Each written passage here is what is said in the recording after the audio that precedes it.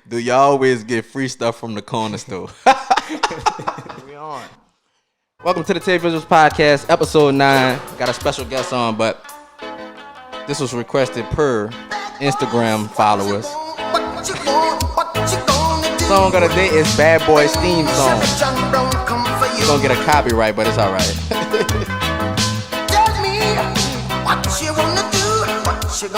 Episode 9 TaeVi uals podcast, man. We brought somebody different on, and we're gonna get into it. What you gonna do? What you gonna do when they come for you? Bad boys, bad boys. What you gonna do? What you gonna do when they come for you? When you were 8 and you had bad That's enough of that, though. You go to school and learn. That's enough of that. And special guest in the building, like always, every week. We want to bring somebody who brings educational, learning, and entertainment here. And today, we have a server of our community. What we'll say, a protector of the community. Somebody who enforces and guides and protects our people. Police officer Landon Tillery, right? Am I right? Yes, sir. And like I said, this podcast, we want to bring on everybody. We don't want to just bring on entertainers. We don't want to just bring on, what else? What could I say? Artists, rappers. We want to bring people who bring perspective to life and to our culture and to every other culture, for people can learn different aspects of life. If they're not informed about it, we're going to learn about it.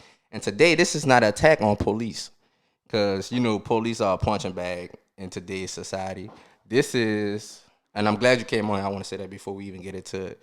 Appreciate you for coming on here. But this is for Landon to provide his perspective from the police side, and me to ask questions that people ask me to ask, and questions I have on my own. So today, we're going to get into it. Tell us a little bit about yourself, man. As you know, we went to high school together. Right. Grew up from around the fairgrounds in the 7th Ward. Mm-hmm. Grew up from over there. Not a bad neighborhood, but not the best neighborhood either. Mm-hmm. Grew up, went to Hines for middle school, went to Easton for high school, did some college, worked a few odd jobs. Didn't like the way it was going, didn't work out. Mm-hmm. Me and my brother decided we was gonna both go be the police together. I've been doing that for about 3 years. Mm-hmm. So your brother was a police officer first?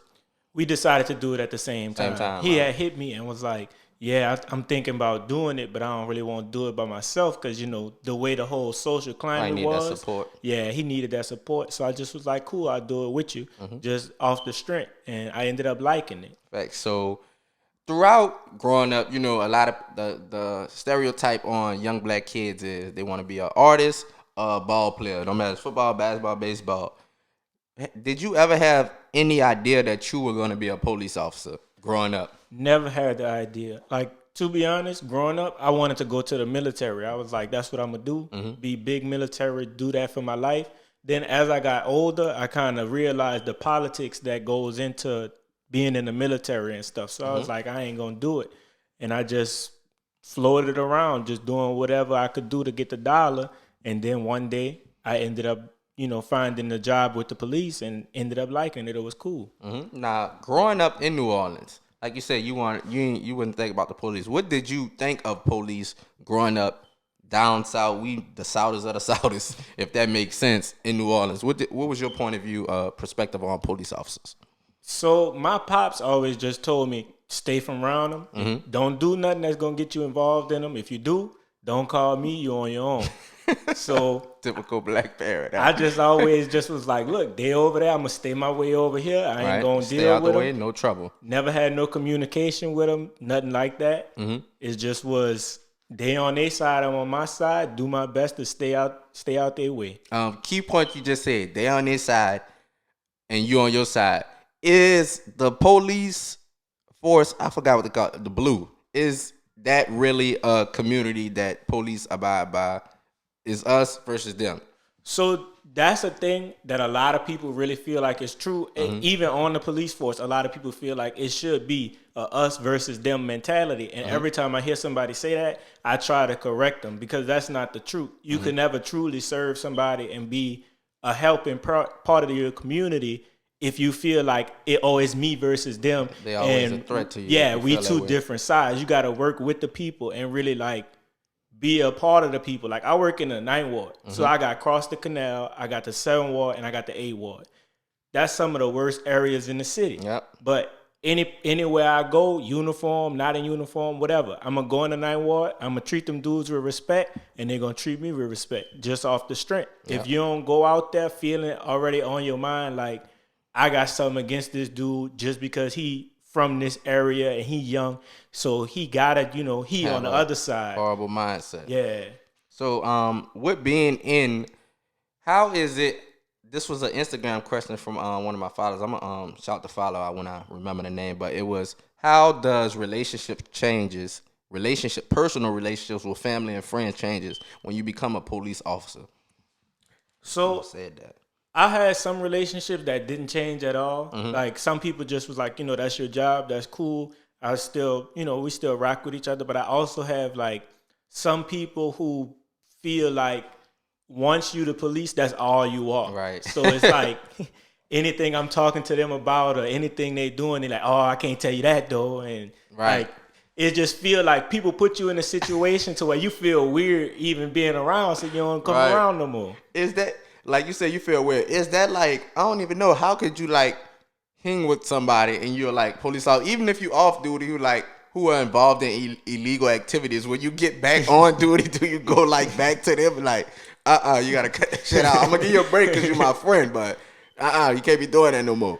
Well, the way they taught us is like, if you know somebody doing some dirty stuff, don't hang around them. You Right. know, if you know, since before you was doing, the police, your cousin wheeling and dealing. Right. Don't hang around that cousin no more. I ain't saying that ain't your cousin. You can still talk to him. Right, You just don't still involve yourself kick with it him. with him. Just, if you know that's what he going to do, if he go on this street, don't go on that street with him because you putting yourself in a bad situation. So it's like you still can have them relationships with people, but if you know they doing dirt, you can't associate yourself with them to put yourself in a bad spot. Right, like in a bad spot. Has there ever been a incident where a police officer has been involved with a friend or family member doing illegal stuff? Not the police, but a friend or family. Say like you just said, like somebody in a car riding going to sell weed, and they got caught, and a police officer was in the car. Oh yeah, How would that go? They got police officers who, old man, baby daddy, been selling, and they done got caught. They married to the man. He's selling. He been slinging for so long. Her child slinging. They got police officers who been caught like that. They got police officers who done been in the car. Chicks rolling up. They rolling up weed. He in the car. They get stopped. He gonna get, he getting in trouble for that too. But some people end up getting in them situations and finding their way out, but some people just straight up get fired. Facts. How strict is the police department on cracking down on things like that? Like as far as like relationships? They own officers cracking down on personal relationships with family and friends.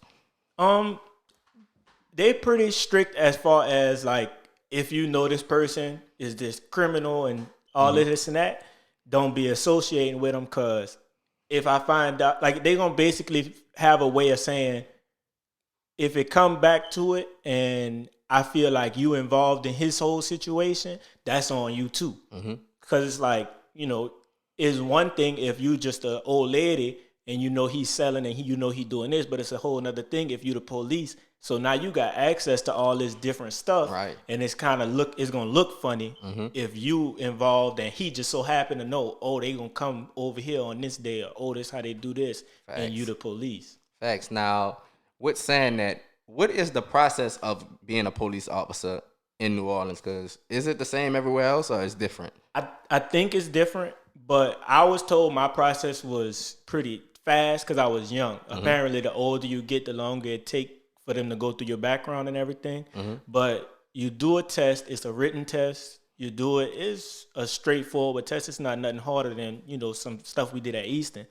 After you do the written test, they got a physical test. It's like 25 push-ups and like 30 sit-ups. Again, nothing too hard.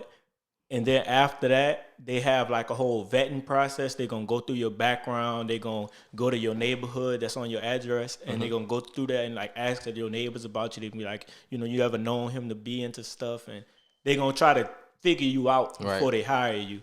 And then after that, you go through the academy. I think the academy down here is like 6 months. I think everywhere else is as long as 3. Dang. So why is it 6 months down here? They want you to be prepared because they know, like New Orleans kind of operate a little different than everywhere else. And it's like in New Orleans, they want you to know, yeah, this is the way you might do something where you from, but down here is different. They talk different. They act different. Like, I'll never forget, we had a dude, he was from Michigan in my class, and we was talking, and it was me and another dude from New Orleans, and he was like, yeah. So I went by my little yeah. Me and her did the yeah, and then I had dipped out because, I had to do what I had to do. So the dude from Michigan just was sitting there, didn't know nothing about what was going on. And I already knew the whole skilo. I was like, I already know you went and did what you had to do, got you something and left. But dude from Michigan was like, what? So it's like a lot of classes we have is about culture, and it's about like, oh, if you see the Mardi Gras Indians and they start talking crazy, no, they're not about to fight. That's just how they get hyped up. Interact with each other, right? Now, like you said, this one is 6 months. Do you feel the police process has to be longer, shorter, or 6 months is good for New Orleans? Because you say like everywhere else is 3 months and under. Do you feel 3 months is enough to learn the basics? I don't think 3 months is enough. Because like for us, you do the 6-month academy, and then after you get out the 6-month academy, it's another 3 or 4 months that you riding with a senior police officer who been doing it for a while. So it's really like your whole first year, you not really doing nothing by yourself.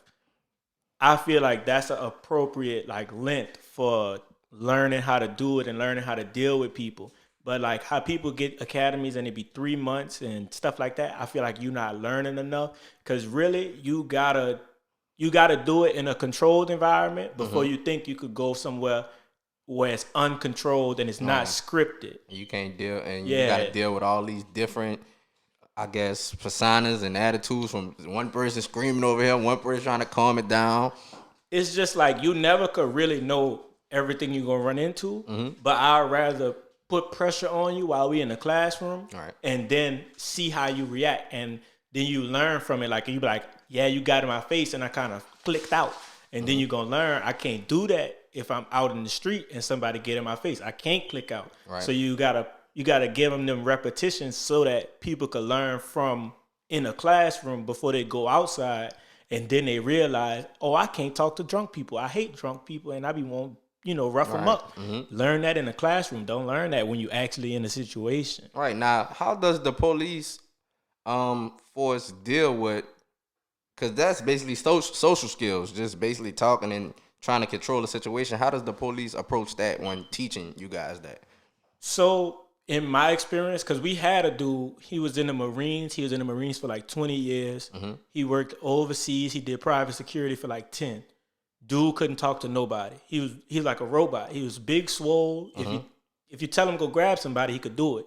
But if you tell him like, yeah, this dude just having a rough day, so he called the police, dude just gonna stand there. So as we went on, they would put him with people who knew how to talk, and they would put him with people who he didn't want to be with, because he like, this dude aggravating, all he do is talk all day. But as he spent time with different people and got with people who had characters, he would kind of pick up on it, and he would, even if he wasn't that kind of person, he learned how to fake it. So it's like they'll put you in a situation, at least here anyway, they'll put you in situations to where you could learn from other people and just pick up on what everybody got in their toolbox. So that way, even if it ain't you, you could go somewhere and you could fake it and you could come out good.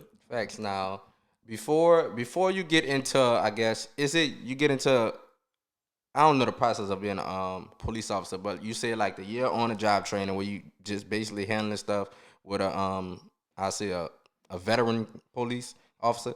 How long till you get into your own car with your own partner and y'all just doing what y'all patrolling traffic, whatever department y'all in? So pretty much after that year of training, then you go out on your own.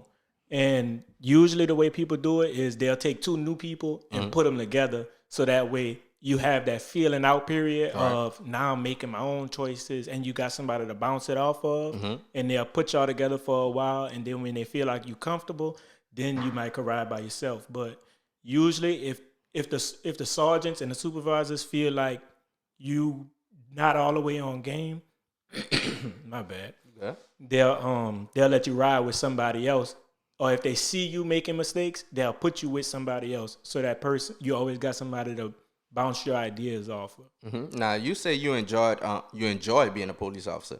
Did you enjoy the process of from the beginning till now? Like what when you was going through your 6 months of training? What was your thought process during that time?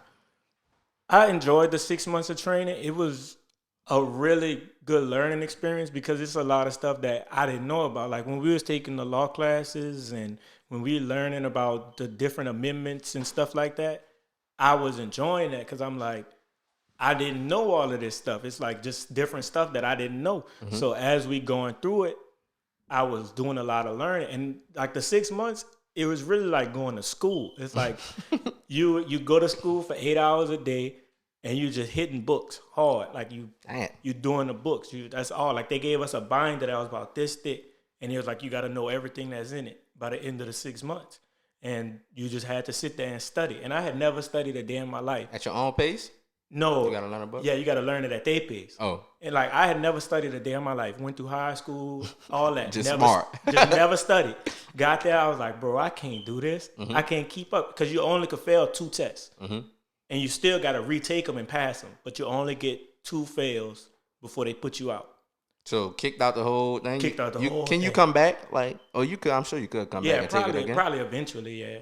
But you're gonna restart your whole process if you fail twice. So I just was like really stressing, trying to make sure I was on top of my game and trying to make sure I got everything right. Not a physical part. You said only 25 push-ups and 30 sit-ups. So basically, anybody who could do that could be a police officer. Why is it so easy? That part, dude. That's that's the initial test.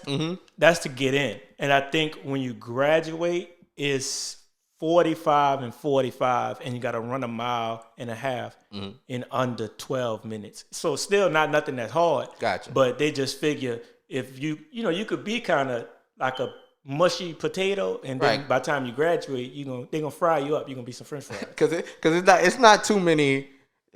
It's not too many, I guess, on foot chases with regular police officers. I guess it's in a car, so you don't need to have that much physical capabilities. All right, I want to get to this. Last year, we know the coronavirus hit in February. From March all the way, I would say it lasted throughout the whole summer where it was heavy at all the protests, all the killings. A lot of things went on and everywhere. How was the police reaction to the George Floyd killing? So, yeah, that was a question from one of my followers too. They said, was it a lot of tension within the police force? Definitely, because a lot of people was being silent about it just because they knew if they voiced their opinion, people was going to look at them different. So a lot of people who felt like the whole George Floyd situation was justified just stayed quiet. Right. But all of the other people who knew that was wrong spoke up and was like, I don't agree with that. But people always preface giving their opinion on what other police do with, I don't know what they was seeing. I don't know what they was going through. Right. I don't know what was running through their head, because you never want to play Monday morning quarterback and be like, well, the quarterback should have made this read and did that. So you never really want to put yourself in somebody else's shoes. Right. But from the outside looking in, it's easy to say. Yeah, you don't agree with that. You know why you sitting on this man, why you have him on the ground. When you taught, if you lay somebody on their chest, they gon' suffocate. That's a rule. That's a thing. No matter who you is, no matter how good shape you in, you're not supposed to leave somebody on their chest for so long with their hands behind their back. They gon' suffocate. So why do that in this situation when you have him under control? Facts. Now, like you said, rules. Are there any illegal moves that police officers can't use on humans? I say humans, people. Same thing, but yeah, they got a lot of them. So like chokeholds and like different. Like you basically only supposed to use what the police department taught you, and they only teach you like a select amount of things. It's not that whole like a long list of you don't learn taekwondo or nothing. It's just specific defensive tactics that they teach you. They don't teach you nothing offensive. They don't teach you like special moves and stuff. You're only supposed to really use what they taught you, unless you feel like your life is in danger or you fighting for your life. then you could kind of go into some of that other stuff that you know and really just fight to save your life. But if you just trying to arrest somebody or you just, getting into it with somebody and they fighting back, you can't go out the ball. You can't do stuff that have a chance of killing this person. How does it feel when you see the response from the community and the people of their, what would I want to say, their perspective on police officers? What do you think when you hear what people say? People be like, they not for us, F the police, things like that, stuff like that. I think it's interesting because a lot of the people who feel like they're not for us and, defund the police and all this and that is people who never dealt with the police.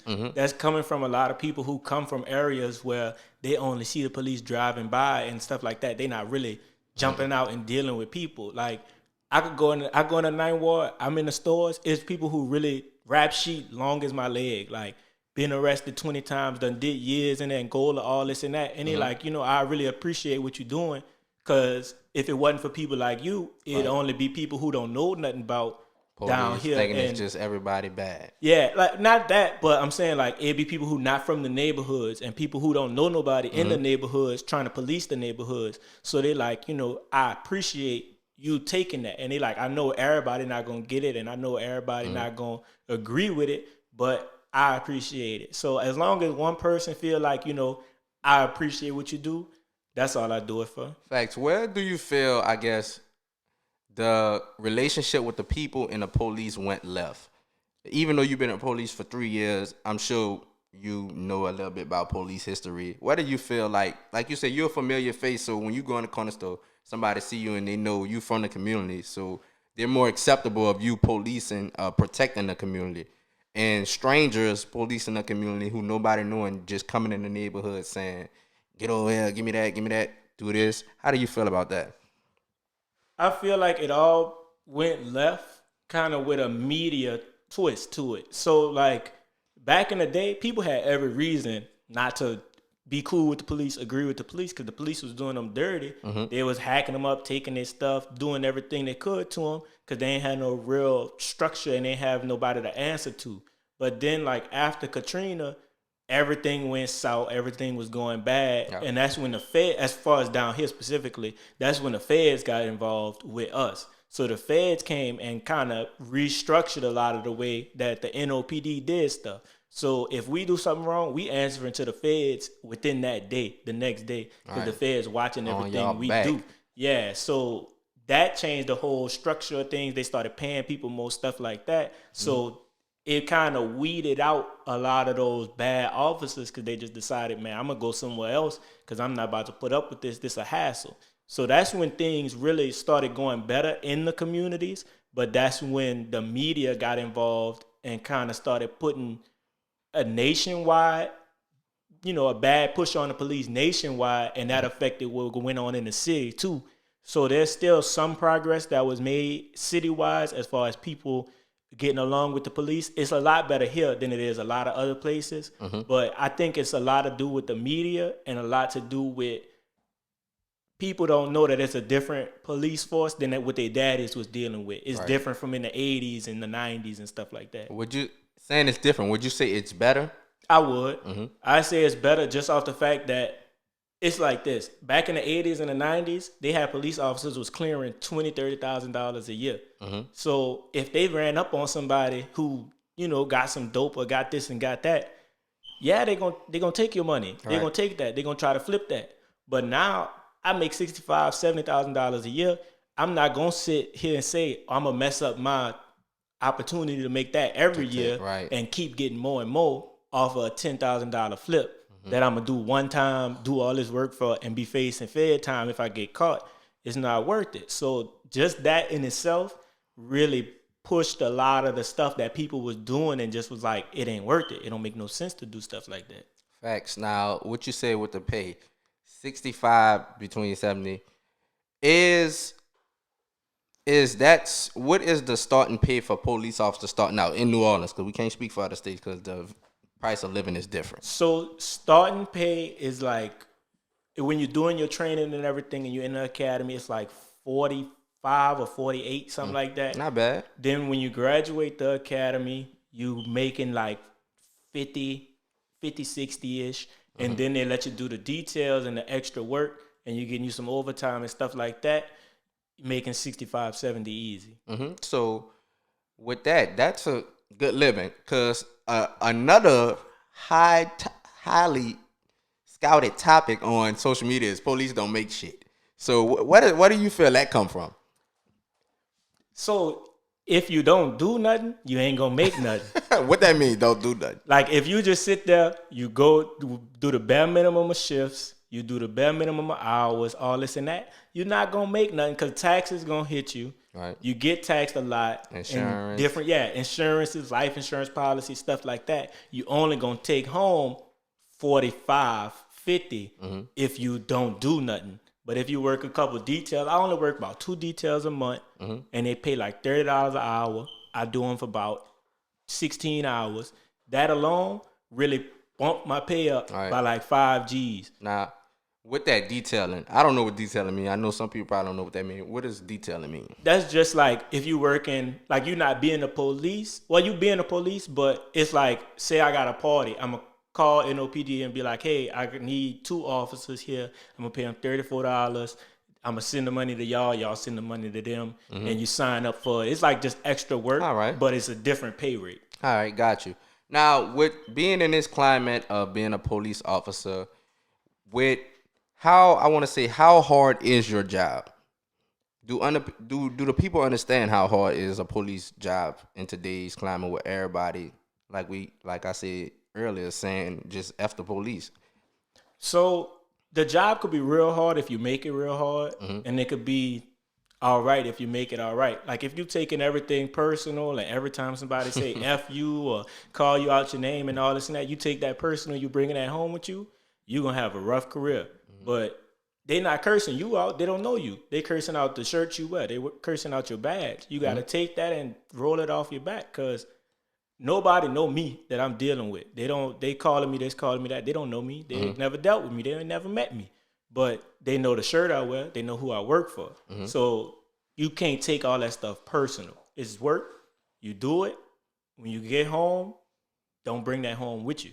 Got you. Now, when at the end, I don't want to get to the end goal yet for police officers. Back to during the coronavirus when the protest was going on, and this wasn't regular police officers. This was I forgot what is it SWAT? Yeah, it's SWAT. When how they come through, clear the streets, knocking everybody over. How is it, like you said, you don't want to be the Monday quarterback and be like they should have did it like this. What is a proper way you would have did it though? Like as far as the protest? Yeah, if you was handling people throughout the process. Because, like you say, they do have some bad people out there who want to do bad stuff who come out. But they also have some good people out there. So how do you guys, I guess, draw the line of who's good and who's bad in this a crazy situation out there, but you still trying to handle yourself and get back home to your family? As far as the city did really good with the protests all the way until the people got on the bridge. That's kind of where stuff kind of went left because apparently it was some kind of miscommunication with the people who was running the protest. The people who was running the protest got with one of the head officers who was, responding to the protest or whatever, and they supposedly talked it out, made some kind of plan, was like, this is where we going to draw the line and we going to be good. Y'all do y'all thing. We just stay here, make sure nothing happen. Apparently, some kind of miscommunication happened. The people decided to press the issue because they didn't know what was going on, and that's when kind of everything went left. And I'm not sure the 100% of the events that happened up there, but as we know, tear gas was administered and rubber bullets was fired, and you on a bridge, that caught us haywire. Like everybody go crazy. That's a dangerous situation. Yes, it is. Things could have been handled differently. I would have just tried to keep everybody off the bridge in general, but I don't know what the deal was that they, what their arrangement was or whatever, what they decided to do, why they let them go onto the bridge or whatever, but it could have been handled differently. Everything until they got on the bridge, though, I feel like was really good because pretty much all it was as long as y'all on the ground, we gonna be in the area with y'all, watching y'all protest. Long as nobody don't do nothing crazy, go to messing with buildings, stuff like that. Y'all peacefully protesting. We don't got no problem with that. Do what y'all do. it just seemed like when everybody got on the bridge is when everything went left. Facts. Now, I want to ask this question I want to state this question that somebody asked me on Instagram. They said, do black officers, this is by the Reg and Destiny, do black officers find themselves discriminating other black people? I don't feel that way.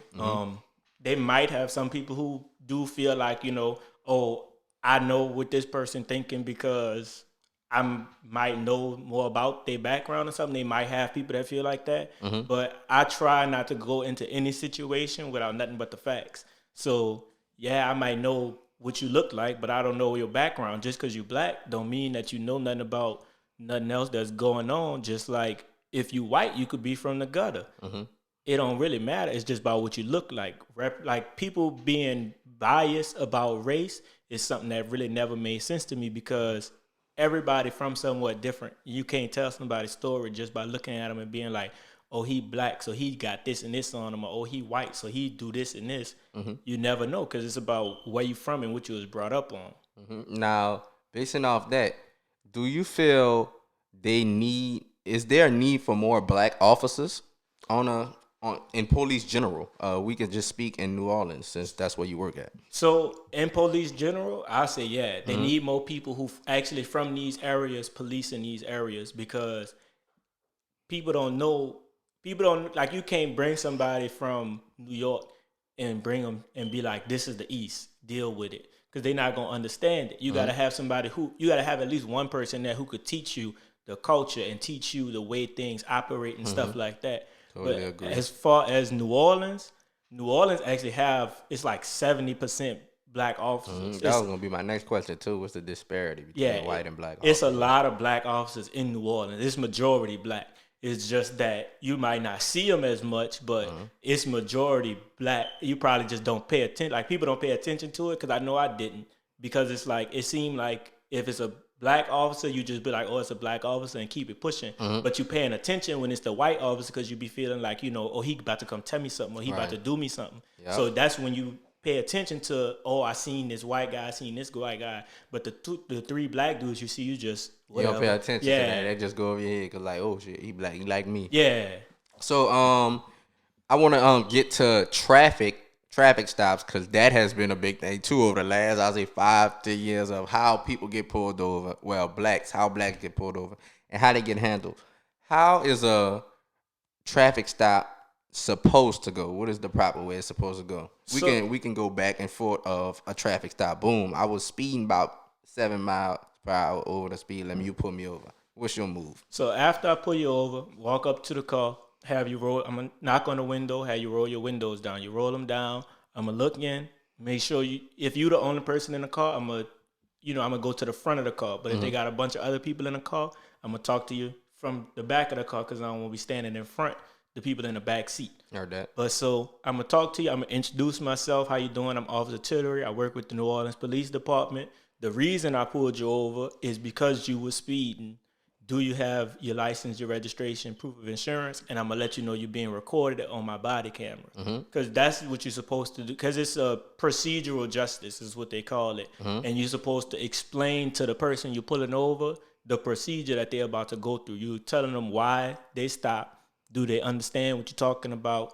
Do they have a reason for why they were speeding, or do they have a reason for why they ran a stop sign?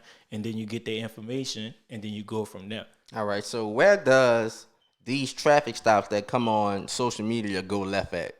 When, like, say you just got a riled up person, not the police, but a riled up citizen who just driving, he just fed up, he just be like, man, y'all motherfuckers always pulling me over, something like that. Where does it go left where someone gets jacked out of the car and it just gets to something that's not necessary? Usually it go left with somebody pushing the issue. It could be the officer, it could be the person. Yeah. But it usually go left with somebody pushing the issue. Sometimes it be the officer feeling played, like he feel like somebody pulled his card because the man was like, y'all always messing with me, told him off. He feel like he pulled his card just now, so he gonna feel like, I'm gonna show you I got authority over you, start talking crazy to him, and then things go left. Or it's the person feeling like, y'all always messing with me, I'm tired of this, I'm not putting up with that no more. Right. and he kind of go to talking crazy, and the officer kind of feel like, okay, I need him out of this car because I don't know what he about to do. I don't know if he got a gun in the car or what, because he talking real sporty. So he decide he need to get him out the car for his safety or whatever his reasoning is.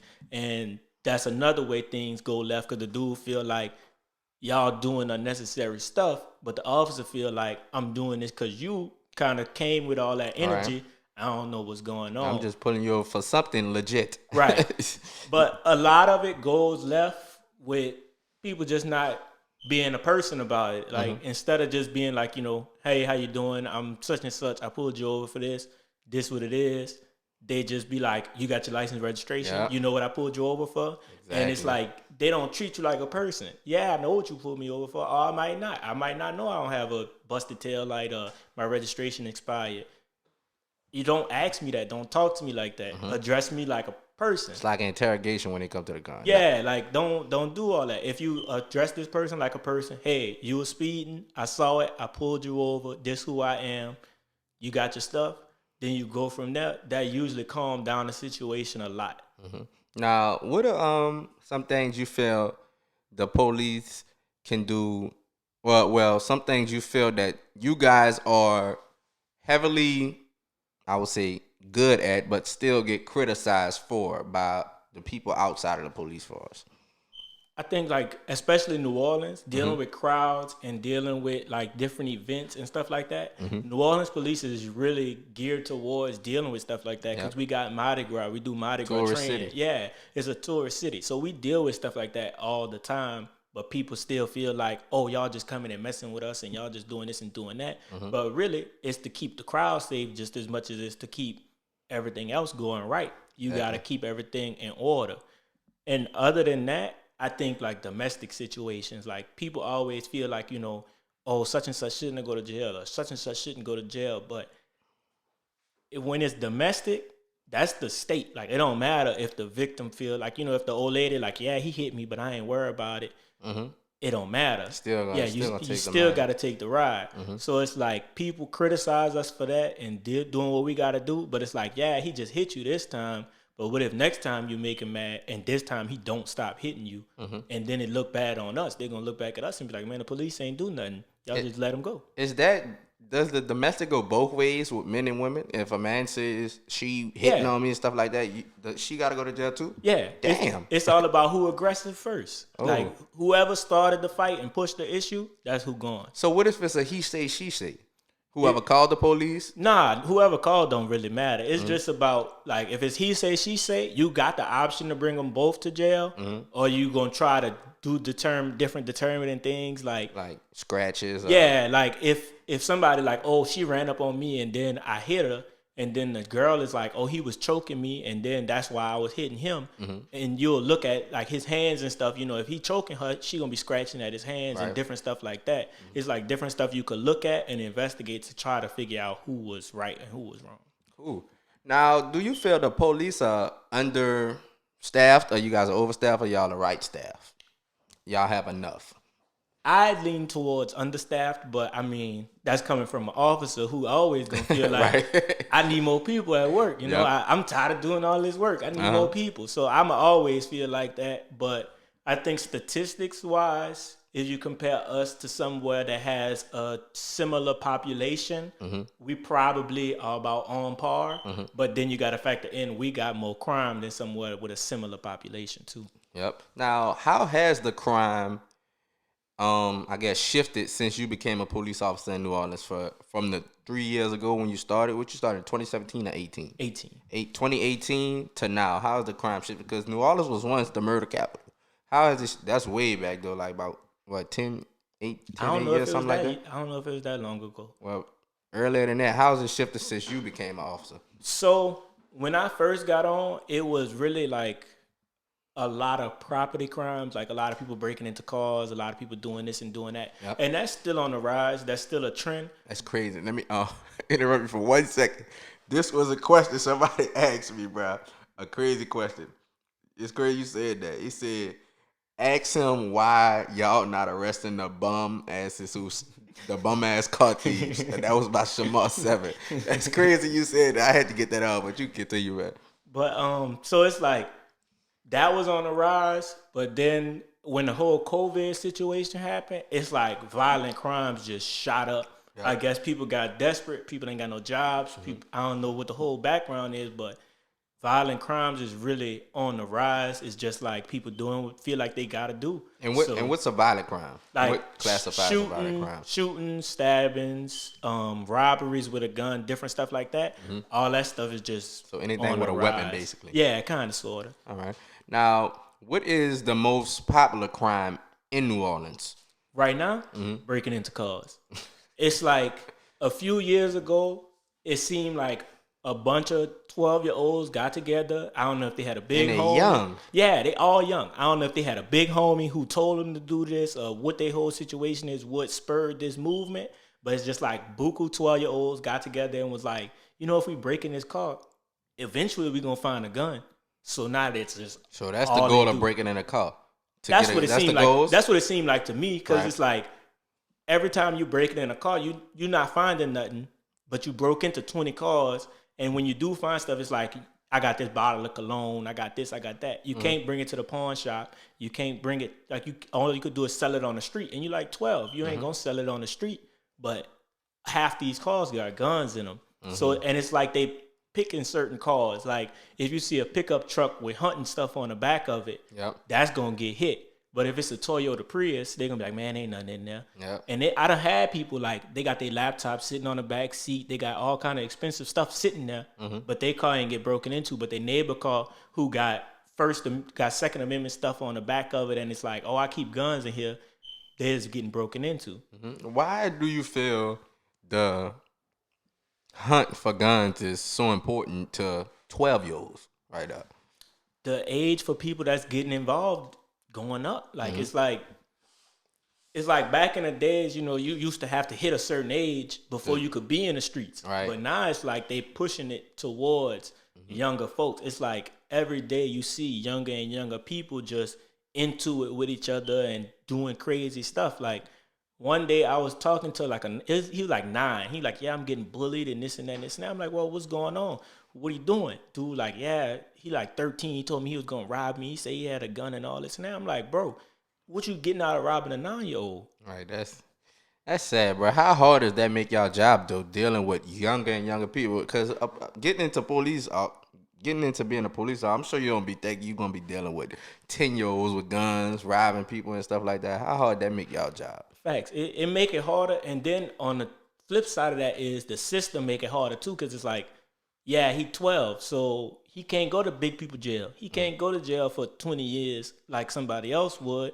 He gonna go to jail for months, a year. Like if he broke into a car, they got this crazy system. Like breaking into a car, not a violent crime, so they're not gonna hold you for months. Right. They hold you for a week, 2 weeks. You back out. Then he back breaking into him. Right. So it's like we arresting them. They done cleared plenty of cases on these people who breaking into cars, but they repeat offenders. They get out and do the same thing, or they gonna tell their partners how to do it. Now, with starting so young in being in the criminal activities, how does that affect the upbringing of a young guy or girl who's doing this? How does that affect them when they get older, like 18, 19? Do you feel the criminal activity will still continue, or how do they drift away from that? So what it seemed like is once you hit that 18, 19, you still be doing it. You still be doing the same stuff, but now you're doing it with 15, 16-year-olds, 14-year-olds, but you 18, 19. So when y'all get caught, you the one taking the slam. So it's like, now you go and sit down, but they going to keep doing what they doing, and they going to forget about you by the time you get out. So it's like you taking that seat while everybody else still continuing what they got to do. And it's probably a process that they done seen happen before them, but it's not like something they're going to learn from. What is a normal process? Well, what is a normal day for a police officer in New Orleans from when you get up in the morning? What time y'all wake up? Take us through a day of a normal police officer. So I work overnight. I get off of work at 7 o'clock. Usually I try to go hit the gym or something, do something, get off. When I get off of work, about 8, 9 o'clock, I try to go to sleep. I wake up at like 12, 1 o'clock, eat something, go back to sleep. Go to sleep, wake up about 5, 6, eat something again. then do some stuff that I got to do around the house or whatever, and then go back to sleep if I feel sleepy or whatever. So y'all heard him. A lot of sleep. Go to sleep, eat, sleep. I gotta work. Ain't none of that. None of that. All right. So then I get up, go to work. I get up at like 9 o'clock, 9:30, go to work. I'm late at 10:25, so I'm getting at like 10:17. Then go to work. And once you at work, it's like, it depends on where you work at. Some places don't really have like, because really, if nobody calling the police, we just ride around and you could either make sure, you patrolling, making sure everybody's straight, or you pulling cars over, or whatever you do, whatever you like to do. But some places, like in the East, they don't ever have time to just patrol because you got 50 people called the police that didn't get answered from the last shift. Damn. So you got to go deal with them before you even dealing with the people who calling the police right now on your shift. But like where I work at, you might have 10, 12, deal with that real quick, do their reports, do what they got to do, and then just as people call the police, you just deal with what they got to deal with. So a lot of sleep, y'all, and then basically patrolling and serving the neighborhood. What is the, like you said, 10 to 12, what is the regular rate of police calls in New Orleans? Like you said, does it vary by location? Yeah, definitely. So it varies by location, and the different locations have different types. Like if you uptown by Audubon Park and stuff like that, you getting a lot of, they broke into my car. Or if you in the East, you kind of getting a little bit of everything. You getting, they stole this, they beat me up, they did this. It's different. If you like 7 Ward, 9 Ward, it's a mix, but usually it's like crimes people did to other people. Or I got into it with this person, or this person did me this. And if you uptown like 3rd Ward, they the same situation. A lot of more people crimes like, this person did me this or this person did me that. We got into it. And pretty much stolen cars is everywhere because people be leaving their cars running when they go to the gas station. Yep. So in New Orleans, how is New Orleans, I would say, gang culture or block culture or just basically anything dealing with a group of people clicking up? How's that culture in New Orleans? So a lot of people from out of town don't get it because they think everything is a gang. So they be like, this set don't mess with this set. Right. But in reality, it's like, this just the clique. Like they met up with each other, they clicked up, and now they a crew. They get themselves a name, and that's them. And they might be beefing with these other people, but it's not a gang. That's just the clique. But it's like, it seemed like after Katrina, that's when everything kind of went left because before Katrina, you had the projects. So it's like, these the people from the 10 Ward, you know them, they all from the Thomas. These people from the 7 Ward, you know them, they all from the St. Bernard. But now that they don't have projects and everybody's kind of spread out, you got people from the 7 Ward clicking up with people from the 3rd Ward and different stuff like that, and you living up the street from your beef. So that's what's really making it crazy. And Instagram, for some reason, riling everything up. People like to do everything on Instagram. Right. That help y'all though. Yeah, they be on Instagram Live. Yeah, I'm spending the night. I'm coming by your house. How do the police look at that? Because are police actively on Instagram with like fake pages trying to, I guess, bust people? So like if somebody be like, this is such and such Instagram, they showed this video on Instagram, you could get a warrant and you could go and Instagram gonna open their page for you and stuff like that for you to go on to the page. But if you're stupid enough to do all that stuff on a public page, then you don't even need all that. You just pop up on there. Now you get the warrant just to cover yourself so nobody don't say you did nothing dirty. But like you doing this on a public page, the people got the video. You shot this man and this man got the video. He gonna show the police. He gonna be like, yeah, this a dude who did it. He on Instagram with the gun right here. Thanks. Now, how do you guys deal, like you said, with the cliques and that? How do New Orleans deal with different cliques in different wards beefing with each other? How does the police department deal with a group of large people dealing with another group of large people and trying to do violent things to them? So like they have gang units and stuff like that, which they're not dealing with gangs. They're dealing with the wards and they're dealing with the different hoods or whatever. But also, like when people do these crimes to each other and stuff like that, you'll look and you'll be like, okay, this such and such. He from the 7 Ward. He from back of town. Back of town been into it heavy with the people in the Desire Project. So you'll kind of run that information and then you'll pass that on to the people in the gang unit, and then they'll be able to put it together from there. Because even though people don't be talking to you, people be talking. So like if I'm in a store and I'm in the store by the Desire and I'm just sitting there on the aisle, I'm not even, they don't know I'm there. I'm just sitting there on the aisle trying to get me something to drink. Somebody will walk in there, a little 13-year-old, yeah, them dude from back of town don't want nothing, da-da-da-da-da. Now I know, okay, cool, y'all beefing with back of town. I'm about to get my drink done and get out of here. Yeah. Now, we're saying that I want to get to police killings. I had a couple killings of police officers. I think one was in a Desire with a police officer sitting in his car and somebody ran and killed him. How does the police officer deal with their own being killed? Because I know it's more motivation to catch the killer. Because who bold enough to just walk up on a car and kill a police officer?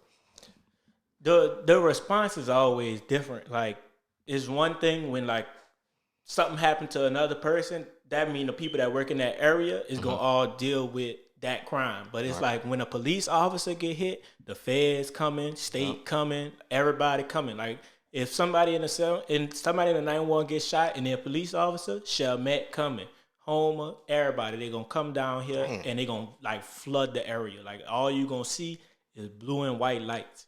So it's like that's really what helped people get caught when they're doing stuff like that. And like the dude who shot the dude at the Carver at the basketball game, he shot him, and within minutes, because they already had a bunch of police officers there, and then within minutes they had at least 20 more.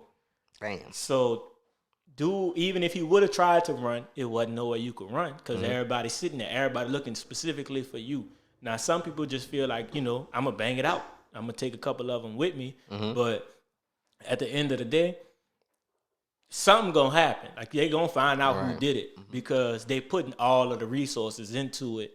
Because it's like if you don't make the officers feel like you don't care about their life, the officers not gonna do no work either. Right. So it's shoot on sight when you find somebody like that. Nah, it's not shoot on sight. You gonna try to bring them down. Because you want to bring them to jail. You don't want to kill them. You want to bring them to jail. Because then I'd rather you sit in jail for 40, 50 years than you be done right there. He said you'd be done. All right. Now, I want to get to I would say the rappers. I don't know if you in tune with rappers, but of course you listen to rap music, I'm sure. A lot of rappers go to jail all the time, maybe if it's young to old. Why and people feel like the hip-hop police have a lot to do with that. Is the hip-hop police real? Are you informed about any of that? So in New Orleans, as far as I know, we don't have a hip-hop police. But I know for a fact, like places like New York, Cali, stuff like that, they have hip-hop police. They have people who sit there, listen to the music, write a warrant based off of what they're hearing in the songs, and now they're going to tap your phone. They're going to surveil you. And that's how a lot of these people is getting caught. Like Casanova was in the song rapping about it. They said, okay, Casanova rap about it. Let's see if he talk about it. They tapped his phone. He was talking about it. Once he talked about it, they arrested him. And it's the feds. All right, now I want to get back to you and your career. What is end goal for you in being a police officer? Do you want to be a detective? Do you want to be an FBI agent? Do you want to keep moving up in the ranks? Yeah, I would definitely want to keep moving up in the ranks. They have a spot. It's a guy. He's like a bomb tech. And he defuse bombs and stuff like that. Damn. They make cheddar too. I ain't gonna stunt. Them dudes they better than dealing with shit that can blow up in their face. Hey, it blow up, it ain't your problem no more. So that's what you want to be, a bomb detector? Yeah, them dudes make like $100 an hour, bro. Them dudes make cheddar. But they only work for like an hour, huh? No. I want to take about 20 minutes to get it. All right, man. And a couple more things I want to get on. What is one of the most dangerous things you ran through so far in being a police officer? The most dangerous situation that we usually come across like every day is domestics. Because it's like when you and your lady into it, you really be like on a whole different type of time. Right. So then it's like somebody else come in there and they telling you, chill out. You like, this is my house. What you mean chill out? I ain't do nothing wrong. And that's where stuff just constantly go off the wall. Right. Because people they on 10. And then when the police show up, they like, you call the police? Even though it be the neighbor half the time. The neighbor like, man, I seen them into it. I'm calling. And when you get there, they just be going at each other, and they take all that anger they got at each other and turn it to you. So domestics is definitely dangerous. And other than that, it's like the mental people who, because like they don't really have that many resources down here for people who really need help. So it's like they'll be into it. They not even thinking straight. They're not seeing straight. They don't know nothing about police. They just like, this dude trying to tell me what to do, and I ain't for it. So that's really the two situations. That's just like, as many people as you could bring them, because it's a higher chance of things going left. And it's better if you got like 5 people there and y'all could just wrestle with dude and handcuff him than if it's just you by yourself. Facts, and now y'all just throwing blows and you just like, well, we gonna do something. It's just who the strongest man after that, huh? Right. Now, before we get out of here, I want to make sure I ask all these questions that the people ask because they're going to be mad at me if I didn't. It says, another funny one. Do y'all always get free stuff from the corner store? I plead the fifth. He pleaded the fifth on that, y'all. Let's see. Do you go home and tell your spouse, I'm thinking this is spouse, your I don't know. Do you go home and tell your spouse all the juicy stories? Nah, I try not to bring that stuff home. I don't got no spouse, but I try not to bring that stuff home because it's like, you'll bring that home and you telling your lady this and you telling her that. I had to learn this one because I did it. Like, you telling her this, you telling her that, and it's just like, now all she see you as is, oh, that's the police. That's the dude I talked to. That's right, the you try to keep personal and police different. All right, let's go to Carolyn B. How do you feel when you arrive on a scene of a homicide and the victim is young? Have you ever been on the scene of a homicide? Yeah. So how do you feel when you arrive on the scene of a homicide and the victim is young? By Carolyn B. Shout out Carolyn. I feel like it's preventable because, like, if somebody was really sitting here and, well, not for all of them, but most of them, if somebody was sitting there and bringing them up right and telling them, you know, oh, you could hoop or you could do this and you could do that, they wouldn't be into it with people and they wouldn't really be doing all of this stuff that they're doing at this young age. But they don't really, some of them don't have that guidance. The only guidance they got is somebody telling them, you know, this is what you do. You pick up a gun and you go take something off somebody else's plate. So that's kind of how they be leading themselves to that situation. But I usually feel like it's preventable unless it's just something that was a freak accident or something. Does something ever hit you and be like, man, I can something bad could happen to me out here while I'm doing my job? Yeah, definitely. So, like, not that long ago, they had this one guy in the 9th Ward. He shot at 2 police officers, and it's my coworkers. I worked down there. It happened like 30, 40 minutes before I got to work. So it's like they just was going over there to talk to him because the neighbor was saying he did whatever he did. So they was going over there to talk to him. He ran in the house, grabbed the AK, and shot at him. So it's like, damn, that really could happen to me. Like, that could have been me going over there trying to talk to dude, not even knowing what's going on with him. Exactly. All right, couple more questions. Let's see what else we got. We see. Oh, this is a good one. Do black officers experience racial injustice? If so, why police officers continue to serve? Oh, definitely. So, like, not like to point out a specific area or nothing, but like, you know, Uptown, St. Charles, all this and that, that's old money. That's people who've been having it. That's people who was brought up different. There's some of them people, you'll go to their house and they'll be like, yeah, you could come to the back door, the front door only for guests. Like, they like the help doors on the side. And you're like, but you called me. Yeah, my car got broken into. I need you to come inside and do this and do that, but you got to come to the side door.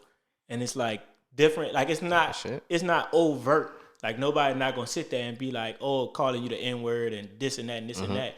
But, like, they'll do slick stuff. Different like, oppression that only us black folks will catch. Yeah, like, the white officer could go through the front door, but I'm black, I got to come through the side. And they're not going to say, you know, oh, it's because you black. They're going to be like, oh, your shoes dirty. It's not, you know, stuff like that. And it's just little stuff. But I will say that a lot of the white officers are also good with not standing with that. Like, if they see that or you point that out to them, they're going to be like, nah, I'm not going for that. You going to treat me the same way you treat him. So that is one thing that I will say. They really do stand with that. All right, good. Damn, hit on my fucking... All right, couple more. They say, are there any Oreo officers? Do you know Oreo officers? Because I Like didn't know when she asked black on me. the outside, white on the Yep, my inside. sister told me that. So, are there any Oreo officers? Definitely, they got a lot of people who have like identity problems or whatever you want to say. So it's like, yeah, to us, like that's a black dude, but to them, they like, nah, I ain't one of y'all. Right. I'm one of them. And it's like it'd be weird because it's like you be talking to them and they don't like nothing you saying resonating with them, and they just like, oh, I don't fool with none of that. Or you be like, yeah, you heard that new Kendrick album? Oh, I don't fool with that. That's not my type of music, bro. And you just like, damn, you just a skin. All right, couple more before we get you out of here. Since the George Floyd incident, have any black officers quit? Have there been more black officers that quit? I wouldn't blame the people that's quitting necessarily on the George Floyd situation. It seemed like it's like a kind of a bundle of different things, but it seemed like the George Floyd situation kind of triggered a little bit of different things. And now there's organizational changes and there's different stuff being brought up. And now there's some people who don't agree with the direction that some organizations are going in. And then they have some people who feel like this is the right direction and stuff like that. So it's not necessarily just the George Floyd situation. And then, COVID happened at the same time too. So some people are older and they're like, man, I'm just going to retire. I can't risk getting COVID. I got this, I got that. All right, last question from, it's hard to pronounce his name, so I ain't gonna do it. Shout out you for this question though. Should police officers take courses on Black history? Yeah, definitely. Because it's like if you don't know Black history, you don't know who you trying to police. Because it's like if you never knew what a Mardi Gras Indian was, you never knew why people second line, you never knew. Like it's not even just Black history, but just like history of where they gonna be at in general. Because it's like if you don't know Third Ward split up into the Magnolia and the Yo and all this and that, and you don't know you're beefing with the other side and all this and that, you gonna be confused. You gotta know these type of things to properly be in the area. You can't just go up there and be like, well, in Michigan we do it like this, so this how I'm gonna do it, Right. and stuff like that. Because then you just gonna be sitting there like a duck in the water. You gonna be sitting there looking stupid. Everybody else know what's going on. Everybody else talking about, yeah, they're going to get the stick and they're going to do this and do that. But you just standing there like, man, they're going to hit each other with sticks? That's crazy. That's totally accurate though. Do you want to, I would say, is there any other things you would like to inform the people on that we didn't touch on? That people don't know about police officers? I really think we hit on a lot of stuff. It's just like, one, I know you know your rights. You ain't got to tell me you know your rights. That's people's favorite line as soon as you talking to them. I know my rights. I ain't got to tell you nothing. I'm just asking you a question so you don't be in trouble. And it's sometimes a lot of people don't understand that. It's like, I'm asking you what happened because such and such said you just pulled out a gun and pointed it at him. So I want to know if you really know what's going on. I'm asking you this question so you don't get in trouble. And sometimes people will talk to you and they'll get it, but other times they don't. But at the end of the day, police is people. Just talk to them. You ain't got to tell them everything, but listen to what they got to say before you decide, I ain't going to talk to you. I ain't got nothing to tell you. Because like they had a dude, his car got hit. He was like, somebody hit his parked car, hit and run, they left. His car got hit. I'm like, yeah, bro, I need your information for the report so I could put it in the report that your car got hit. I don't want to talk to you. Too gangster to talk to the police. So then about 15 minutes later, he come outside. Yeah, my bad, bro. My mama said I should just talk to you, see what you got to say. I'm like, I just need your information so I can put it in the report. It ain't nothing, nobody in trouble. In case you need it, I'll give you the paper and everything like that. Dude was like, well, the car ain't registered. That's why I ain't want to talk to you. You wasn't driving it. I don't care. Cool. Get it registered later. It's parked. I don't care. Dude was like, damn, that's it? Yeah, that's it, bro. Like, I just needed that so I could write this down and get out your way. Or it's like, you'll be telling them, like, you got your ID? Oh, I ain't giving you nothing, The faster I get your name, the faster I get out your hair. Right. It's like, I just got to write, you argued with this person on this day. Bye. I'm out your hair. But somebody listen to what he telling y'all, bruh. Y'all listen to him. All right, man. This was a good episode. We have police officer. You can tell him your name, bro. You tell him where you be at. Well, you already told him where you be. Where you be? 7th Ward, 8th Ward, 9th Ward. That's where you work at. So if y'all see him in the corner still getting free shit, ask him, you hear me? But once again, man, this episode 9. Any last words for the people, bro? Y'all be out there, be safe. Stop leaving stuff in y'all cars and stop leaving them running. Facts, man. And I asked all the questions y'all asked me to ask, even the foolish ones. So don't be mad at Don't be mad at me. And that is it, man. Episode 9, and we are out.